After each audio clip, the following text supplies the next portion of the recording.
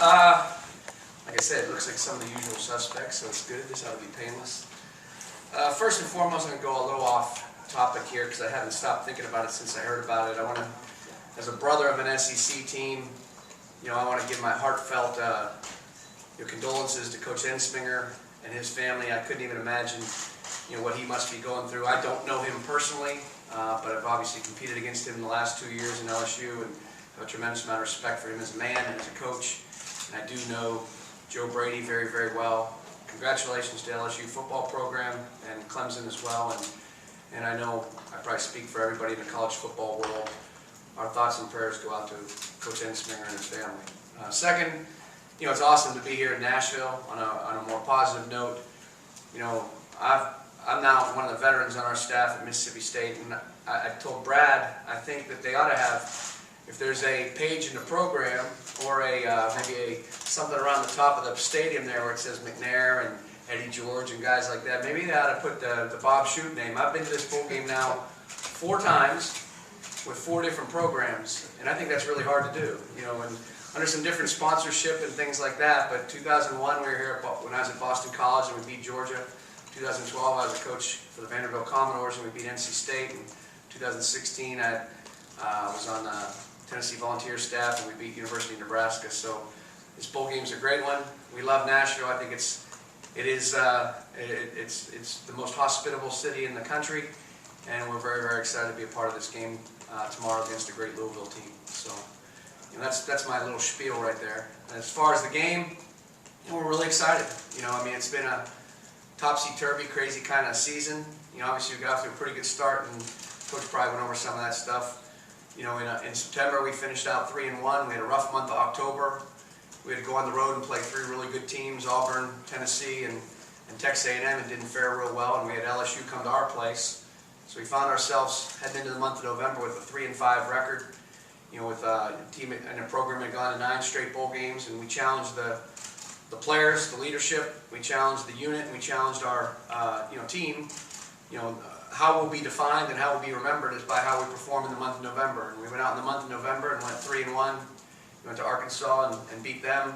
We lost to a good Alabama team, and then we did what we had to do against Abilene Christian in our rivalry game against Ole Miss. So we finished the season obviously with enough wins to make bowl eligibility. We finished with a 4-3 record at home. We beat our most bitter of rivals.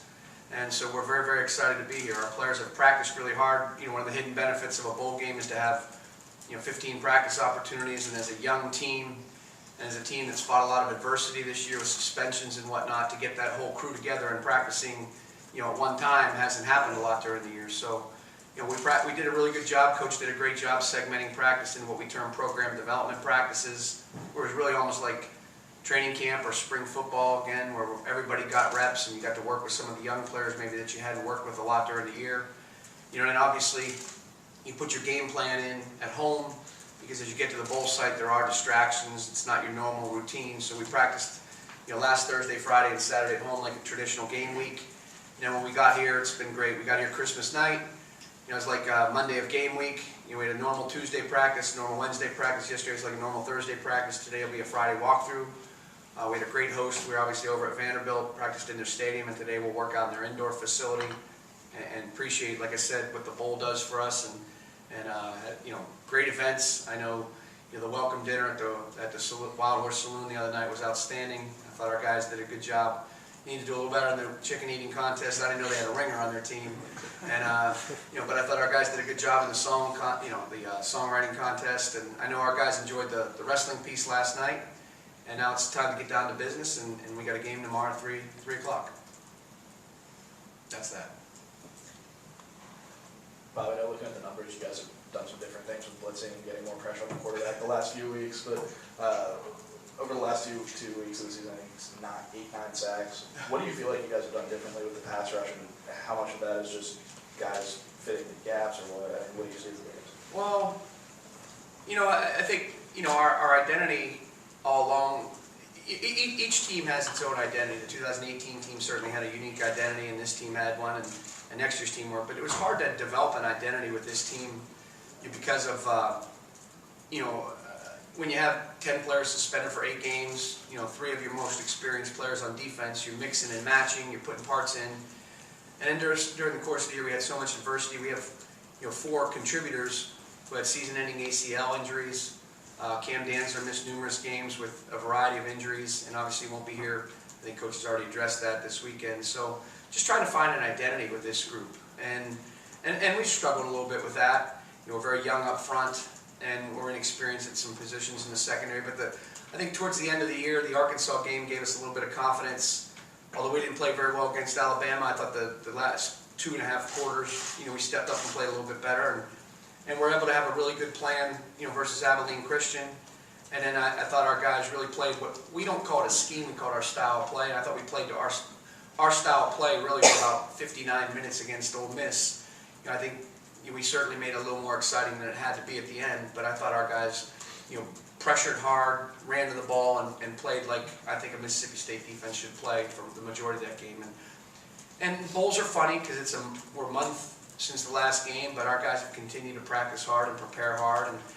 And half the battle in a bowl game is desire to be there, and I think our guys have expressed and shown a desire to be here, and really excited about this opportunity to play together one more time. Bob, how much confidence do you have in those freshman corners that may start tomorrow, and also a first-time starter in Fred Peters? You look at our secondary right now. I mean, it's not the same group that started the season. Certainly, I mean, you came in the season and you thought you had, maybe to replace some players, but you had some experience. And C.J. Morgan's obviously, out with an injury. Mo Smithman's out with an injury. Danzler and Cole have chosen to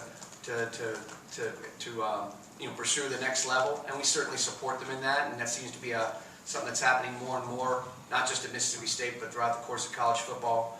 But Jarian and Martin certainly aren't even freshmen anymore. I mean, they demonstrated a maturity, and they just demonstrated a physical ability throughout the course of the year, and they've been solid contributors. So between the 2 of those guys and Tyler Williams, we're very, very confident at the corner position. And you go back to the Abilene Christian game.